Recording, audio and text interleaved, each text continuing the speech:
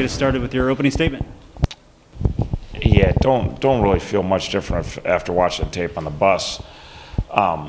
The positive for us is the effort of our kids, and the moment they wanted to be there, they wanted to be in Nippert, they wanted to be in front of 40,000 hostile fans. They didn't back down from the moment. The negative is we knew going in with Cincinnati's skill on offense at every position, their size, their strength, their speed, their skill on defense, their size, their strength, their speed, you're going to have to execute. There's a razor-thin margin for error, and we didn't execute close to the level to win any game, let alone try to beat a team as talented as Cincinnati. We didn't execute on defense, and again against them, it gets ugly in a hurry. If we get out leveraged, we got out leveraged on a couple runs. We got people behind us. We didn't keep the quarterback in the pocket or on some of the read stuff. He pulled it. We didn't have him leveraged. So fundamentals of what we're capable of doing. And again, like I told our kids, I don't know the result if we play more efficiently and smarter, but it wouldn't have been as easy. I can't say what would have happened. We would have stopped them. We would have not stopped. Second half, obviously they probably took their foot off their gas some with 35, but they had all their stars out there run the same plays they were running, and we were better defensively in the second half, and we got stops. But we need to make them earn it. We didn't make them earn. Now, is that on me? Were our kids too amped up, ready to play? Again, there's always a fine. We talked about it for a month. There's a fine line. We got to be amped up, ready to play Cincinnati. If we're not, we have no chance. Two, we got to execute. You can't just be amped up. And the first 2, 3, 4 drives, particularly defensively, we were just amped up. Offensively, did some decent things, probably a little better in the run game than I anticipated. We ran, if you just said we run the ball for as much as we did. I thought we did some nice job. They pressure all over field boundary, inside, outside all the time. I think we did a decent job to a good job at times of really handling their pressure in the run game and got a fair amount of work done. We ran the ball plenty good enough to stay in the game. That was the one thing we did offensively. Obviously, our passing game was not close to being efficient enough. And if you look at the amount of times we dropped back to throw the ball in the yards we got next to nothing to show for it. And that's on the quarterback, that's not on the receivers, that's not on the tight ends, the running backs, the O-line, that's on the 11 guys. We didn't get open, we didn't make decisions good enough, we didn't block good enough, we didn't do anything good enough in the pass game. So we have a lot of work to do there. And again, Cincinnati's really good at playing man coverage, and they're really good at pressuring the quarterback. So I'm not taking anything away from Cincinnati, but we have to be a lot better in the passing game. ST, I thought we did some nice things with ST, but just, again, too many mistakes that weren't forced by Cincinnati. Some bad decisions, some penalties, some taking the ball to the end zone. Like, there's some things we did that had nothing to do with Cincinnati. So overall, obviously disappointed with our execution. I liked our kids were ready to play. Our kids want to be there. We had more kids that were ready for the moment than we've ever had. Obviously, we did not play very good football in the first half, and again, you have to keep looking why. We got to have to play better football in the first half this week. We have to have the same emotion, same intent we had last week in Cincinnati, but we got to execute a whole lot better. And again, some of it certainly does have to do with Cincinnati. Like, some of it, they force some poor execution when they're pressuring your quarterback or whatever. But overall, just disappointed. UC had forced at least one turnover in 20 straight games. You didn't commit one. Do you take any satisfaction out of that at all? Out of I don't know, I guess call it ball protection or whatever? Yeah, our ball security was good when we had the ball in our hand. We were fairly fortunate in the pass game that now AJ did a good job of not putting the ball in harm's way, but he got hit as he threw the ball. If you let your quarterback get hit as he's throwing the ball that often, a lot of balls fell harmlessly to the ground, thanks to the grace of God that they fell harmlessly to the ground as opposed to turn into a disaster. So we did some really good things to take care of the football. We got 2 turnovers. So that's certainly a positive, but we got to do a better job protecting our quarterback, because if your quarterback's getting hit as you throw, it's a matter of time before there's going to be turnovers. But we didn't lay the ball. It's not like we fumbled at all and we recovered. We didn't lay the ball on the ground. Cincinnati's obviously very physical. We ran the ball a bunch with a number of running backs, so it wasn't like 1 or 2 kids. So again, yes, no, that's going to be a key moving forward. Usually when the turnover margin 2-0, it's going to help you have a chance to win a game. Obviously, we weren't even in the game. But again, the other thing is the big plays, and they had all the big plays. So they had chunk play after chunk play after chunk play, and we didn't get, besides that first pass, we didn't have many chunk plays the whole day. You mentioned the chunk plays. How'd you feel about, it looked like Cincinnati really has speed pretty much all over the field. I imagine that's a difficult thing. And is it going to be similar this week with expecting a similar thing with Minnesota? Yeah, Minnesota's going to be big, strong, and athletic, very similar to Cincinnati. They're a Big Ten team. They just went toe-to-toe with the Ohio State Buckeyes, who's going to be the first or second or third best team in the country when this thing all shakes out, and they were not outsized strength. They were right in that game for 4 quarters, So, yeah, it's going to be similar, and again, that's where you have to bring it. You have to have the intensity. You have to have the energy. Our kids have to be just as excited to play. They were crazy excited to play Cincinnati. They've been thinking about this game for 9 months. That's the most frustrating thing about the whole thing, is for the kids and for the coaches, is how much time we put into that game, particularly being the first game. We always are thinking about Cincinnati, but since it was the opener, you could put some extra time into it, even in the off season. But we got to balance it with, we got to play the game the right way. We didn't play efficient enough on Saturday. Did that big chunk play at the beginning of the game take any wind out of their sails as far as? I don't think it took wind out of their sails as far as their effort. It was just kind of a precursor to us, not necessarily executing our offense and defense, particularly our defense, the way we want to. Just, again, kids trying to do too much, kids trying to make plays and not just saying, okay, I got to let it come to me some. And so, but there was no lack of energy after the first play. Our kids still want to play. We still ran around, hit people. We still attacked people. We were aggressive blocking, and it wasn't for the whole game. Our kids never really backed down from the physical. Now we lost physical battles. They won some battles of the ball. They blocked us better than we blocked them, and they got off blocks better than we. But our kids were still bringing it the whole time. How'd you come out of it physically? I know Gabbert didn't start, and you mentioned Saturday that he'll probably be ready for Minnesota. How's everybody else? We're okay. We're okay. We're what you'd expect.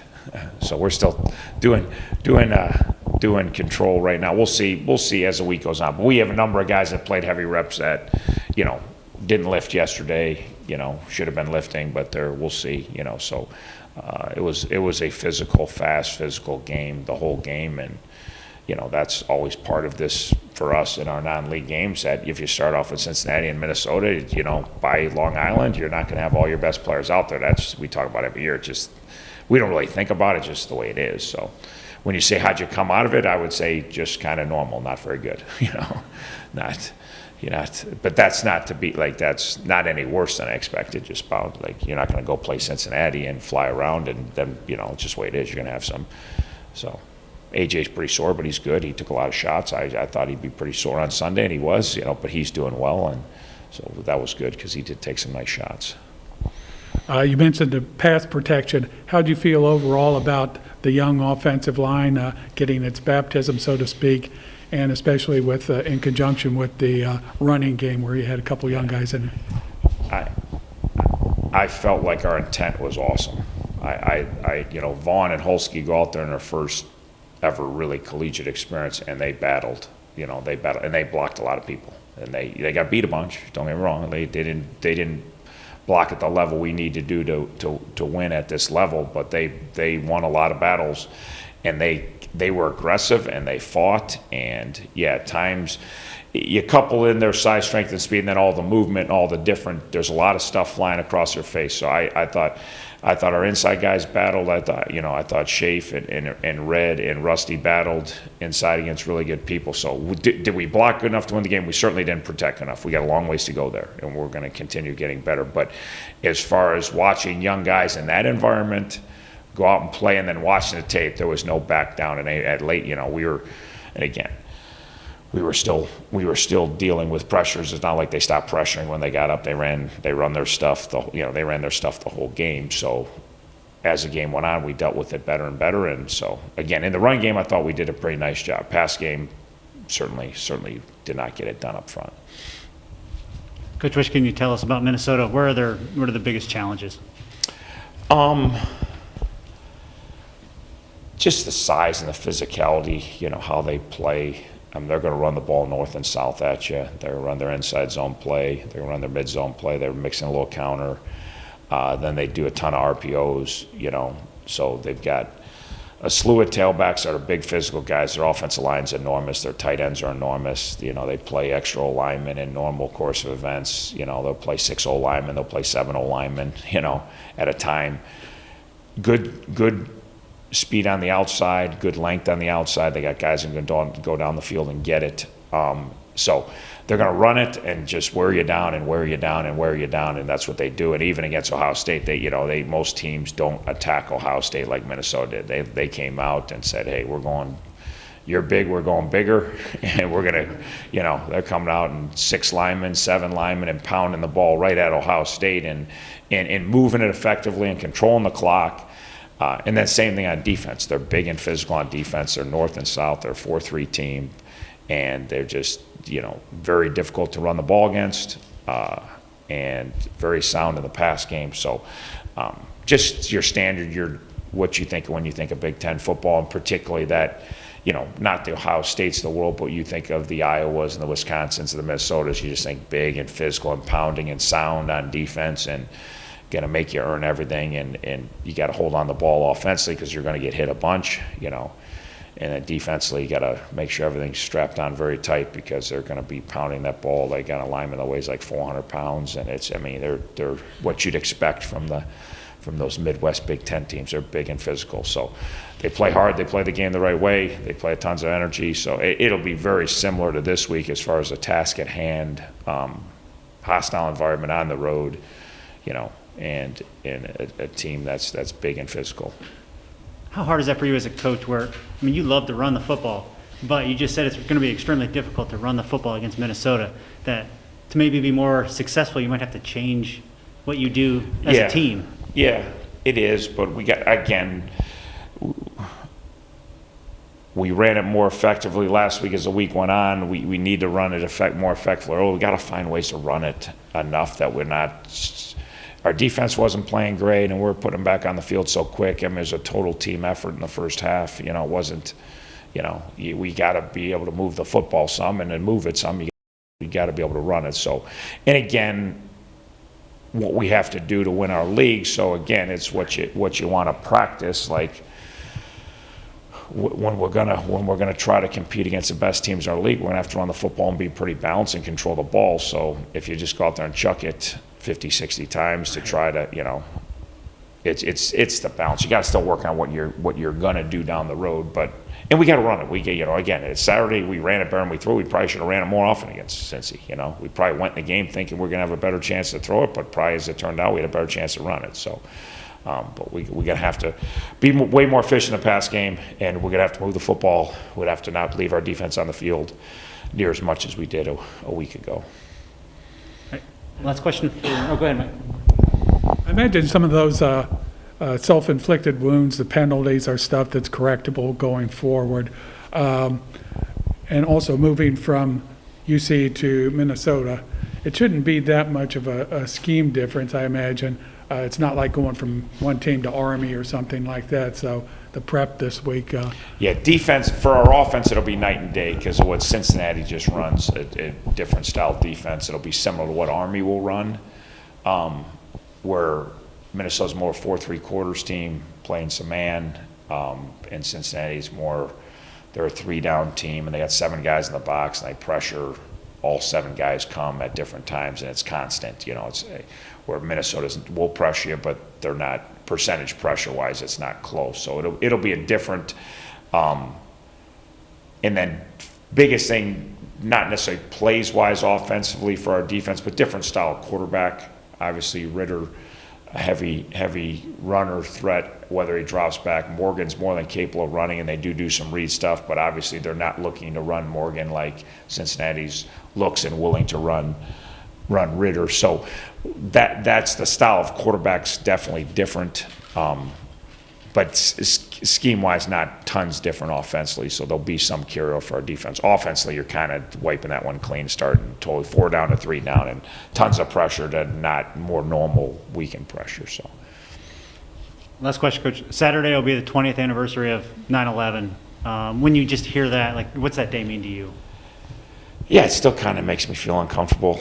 You know, whenever anybody says 9/11, I kind of wince still to this day. I remember sitting, you know, everybody says, where were you when 9/11 hit? You know, but it is important just because it's kind of like that gives you that pit in your stomach, like you thought it wasn't, like this isn't happening, this isn't real, am I really getting this call? Like I remember my wife called me, I was at Grand Valley at that time, I was sitting with John Janzik and Jimmy Williams, and we were getting ready to play Northwood, and it was a Tuesday, I believe, and you know, it was early, like it was that 8 to 9 range, you know, so we were in there and drawing cars and getting ready for Tuesday's practice, you know, and then it's like, then my wife called, she said, we gotta put the TV on, and so we know what's going on, and then it was just, obviously the rest of the day was just miserable and uncertainty and trying to figure out who might know somebody, who might know, like, where's everybody, and you know, and then watching it unfold, I don't know, the whole thing was, so just whenever I think of it, I just get that queasy feeling again of how awful, and then you think, could something like that happen again? And you know it could happen again, you know, it may not be the exact same, but then,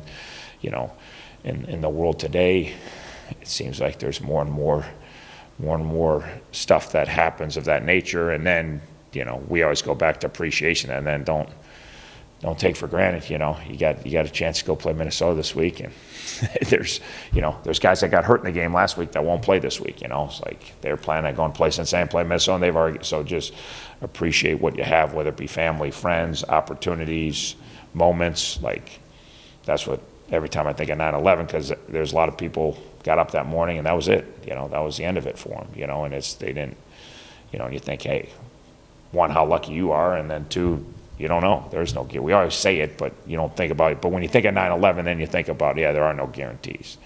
And man, those relationships are so important, and those moments are so important because you don't get them back.